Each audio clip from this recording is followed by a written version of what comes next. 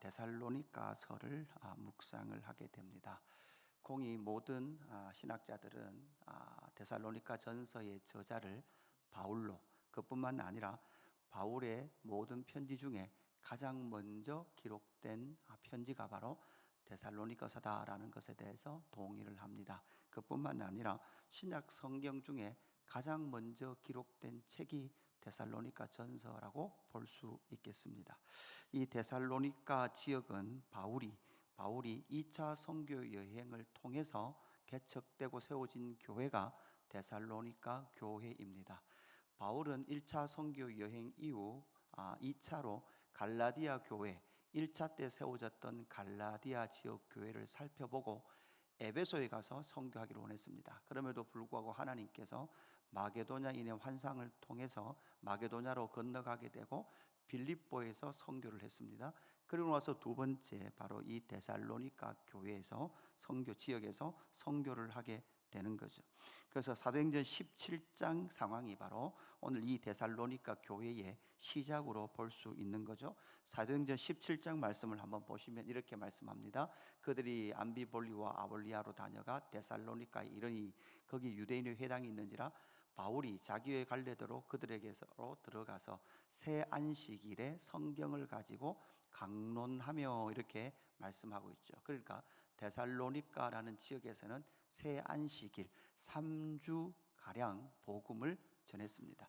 3주가량 복음을 전하고 있을 때 이 도시는 어떻게 반응했습니까? 다음 본문을 보시면 이렇게 말씀합니다. 뜻을 풀어 그리스도가 해를 받고 죽은 자 가운데서 다시 살아나야 할 것을 증언하고 이르되 내가 너희에게 전하는 이 예수가 곧 그리스도라 하니 그 중에 어떤 사람 곧 경건한 헬라인의 큰 무리와 적지 않는 귀부인도 권함을 받고 바울과 실라를 따르나. 그러니까 예수 그리스도의 그 죽으심과 부활하심 그리고 다시 오심에 대한 그 복음을 전했을 때 많은 사람들, 경건한 헬라인 이 큰 무리를 이뤘을 뿐만 아니라 기부인들도 바울과 실라를 따랐다, 그렇게 기록을 하고 있습니다. 그러나 그 반대편에 복음을 따르는 사람이 있는 반대편에 또 어떤 사람들이 있었는지 말씀하고 있습니다. 그러나 유대인들은 시기하여 저자의 어떤 불량한 사람들을 데리고 때를 지어 성을 소동하게 해서 바울이 데살로니가에서 3주밖에 복음을 전하지 못한 채 데살로니가를 떠나야만 했습니다. 그리고 나서 바울이 고린도에 왔을 때 바로 바울과 이 실로아노와 디모데에 의해서 데살로니가의 소식을 듣고 써보낸 편지가 오늘 우리가 묵상하게 되는 데살로니가 전서라는 편지가 됩니다. 교회가 세워진 지 얼마 되지 않았습니다. 복음이 전해진 지 얼마 되지 않았습니다. 그뿐만 아니라 바울은 데살로니가에서 3주밖에 복음을 전할 수밖에 없었습니다. 이런 교회가 복음에 반응하게 되고 그곳에 하나님의 풍성한 역사가 있을 때 다시금 바울은 펜을 들었고 그것을 통해서 그 데살로니가 교회에 편지를 써 보내고 있는 책, 그 책이 바로 데살로니가 전서입니다. 서론이 이렇게 시작됩니다. 바울과 실로아노와 디모데. 우리가 알듯이 실로아노는 신라라고 말하는 예루살렘 총회의 결의문을 들고 수리 안디옥 교회로 왔던 이 실로아노와 함께 2차 선교여행을 떠나게 됐고, 디모데는 루스드라를 고향으로 한 이 디모데와 함께 2차 선교여행을 떠나게 되었던 거죠.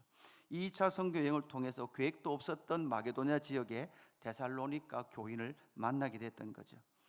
하나님 아버지와 주 예수 그리스도 안에 있는 데살로니가인의 교회에 편지하노니 이렇게 말씀하고 있죠.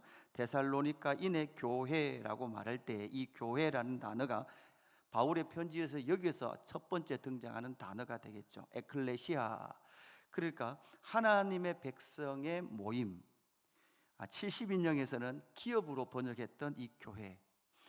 그러니까 하나님의 백성들의 모임은 여러분 그 당시에 로마 사람들의 모임의 반대편에 새로운 한 모임이 탄생되게 되는데, 그 모임, 사람들이 모이는 한 공동체, 당시에는 로마인들이 모이는 그 공동체가 가장 강력한 공동체였다면, 반대로 이제 하나님의 백성들이 모이는 한 공동체, 새로운 공동체가 하나 탄생하게 됩니다. 그 공동체는 뭡니까? 교회라는 에클레시아가 여기에서 등장을 하게 되는 거죠. 그 교회에 바울은 편지를 써 보내게 되는 겁니다. 교회는 하나님의 백성들입니다. 이 하나님의 백성인 이 에클레시아 교회, 하나님 백성들의 모임인 이 교회는 로마와 다른, 로마 사람들이 모이는 그러한 정치와 세상의 권력을 추구하는 그 모임과는 전혀 다른 하나님의 백성들의 모임이죠.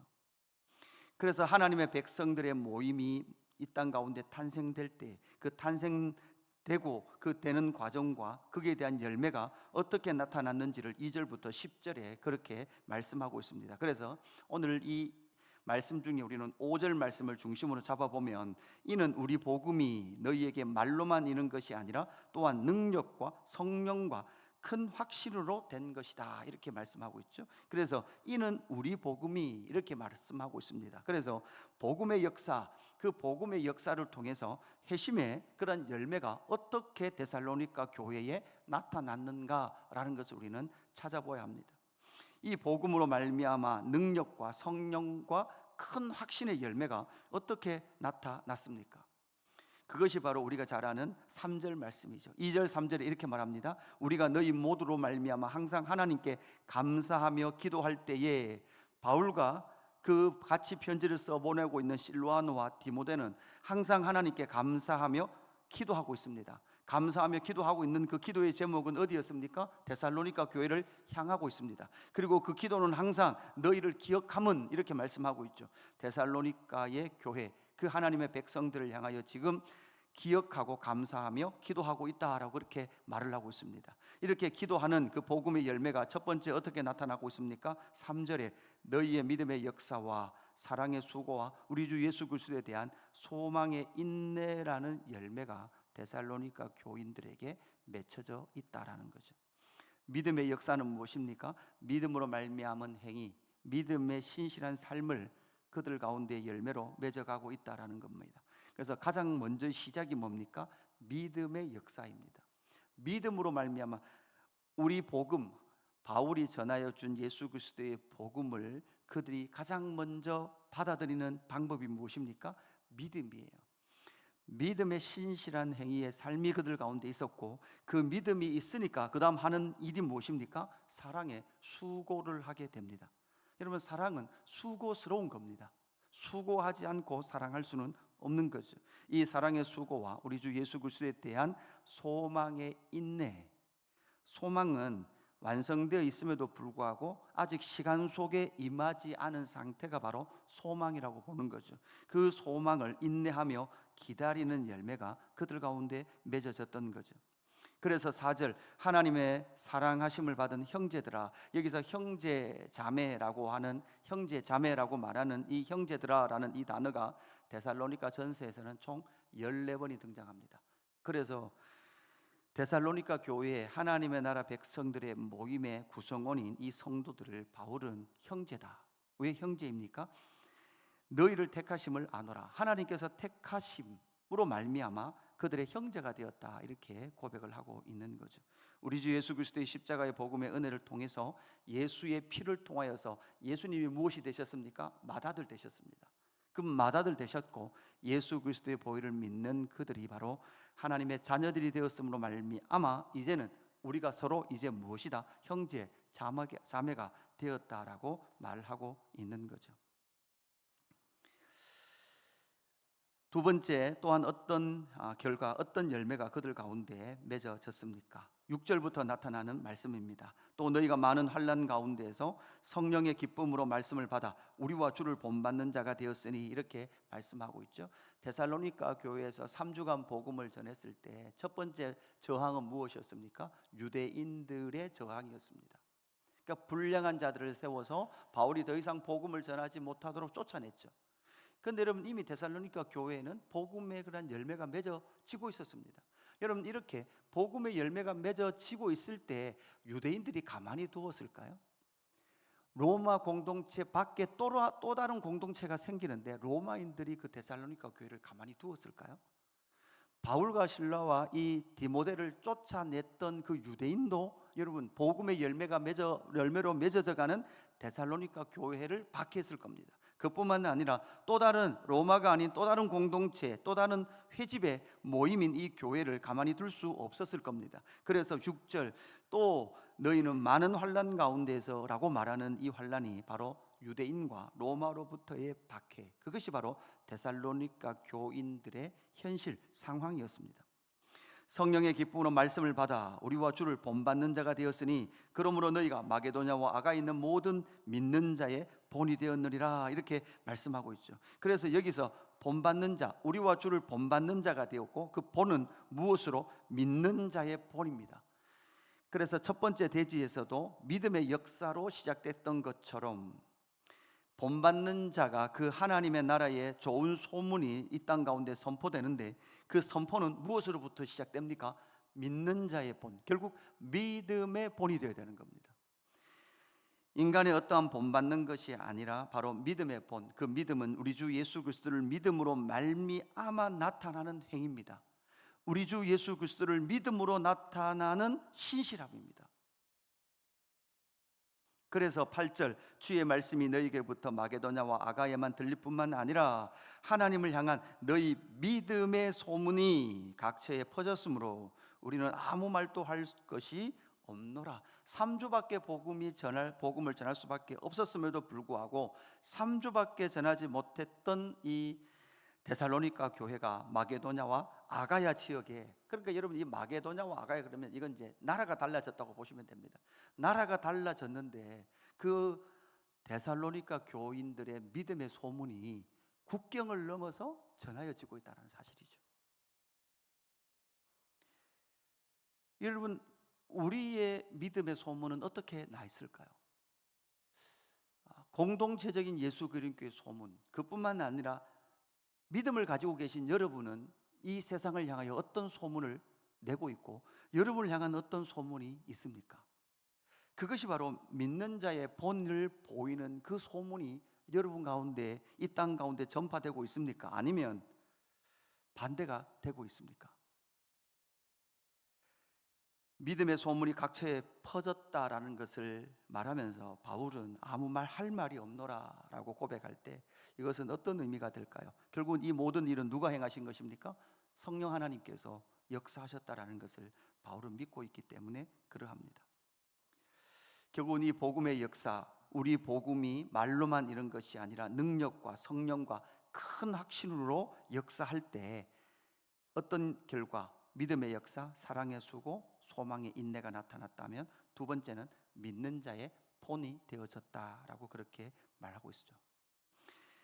교회가 역사와 전통이 오래된 것도 아닙니다. 그들의 믿음이 역사와 전통을 자랑하는 것이 아니라 오직 예수 그리스도의 복음을 자랑하고 있고 본이 되고 있다라고 말하고 있습니다. 세 번째, 그들은 복음의 구체적인 열매를 맺어가고 있습니다. 여러분 그것은 9절부터 나타나는 거죠. 그들이 우리에 대하여 스스로 말하기를 우리가 어떻게 너희에게 들어갔는지와 너희가 어떻게, 이렇게 여기서부터 나오는 구절이죠. 그들은 어떻게 믿음의 열매를 더 풍성하게 맺어갔습니까? 우상을 버리고 하나님께로 돌아왔다는 거예요. 돌아왔을 뿐만 아니라 살아계시고 참되신 하나님을 섬기고 있다는 거죠. 그들은 마음이 돌아왔습니다. 그들의 삶이 하나님께로, 창조주 하나님께로, 살아계신 하나님을 섬기는 일로 돌아왔습니다. 그렇게 돌아와서 환난과 고난을 당하고 있지만 하나님께로 돌아왔다는 이유로 유대인에게 박해를 당합니다. 하나님께로 돌아와서 하나님의 공동체를 세웠다는 이유로 로마로부터 박해를 당하고 있습니다. 그 고난과 박해를 어떻게 이겨가고 있습니까? 10절 또 죽은 자들 가운데서 다시 살리신 그의 아들이 하늘로부터 강림하실 것을 너희가 어떻게 기다리는지를 말하니. 그러니까 뭐를 기다리는 거예요? 예수 그리스도의 재림을 기다리는 거죠. 그들이 당하고 있는 환난과 고난을 이겨갈 수 있는 것은 무엇입니까? 소망의 인내예요. 어떤 소망입니까? 이미 확정되어 있는 예수님께서 약속하셨던 다시 오심, 그 다시 오심이 오늘의 삶의 고난과 박해를 이겨갈 수 있는 힘이 되어졌다라는 거죠. 이것이 바로 3주밖에 복음을 전하지 못했던 데살로니가 지역의 교회, 데살로니가 교회가 맺어갔던 열매다라는 사실을 오늘 우리는 이 말씀을 통해서 만나게 됩니다.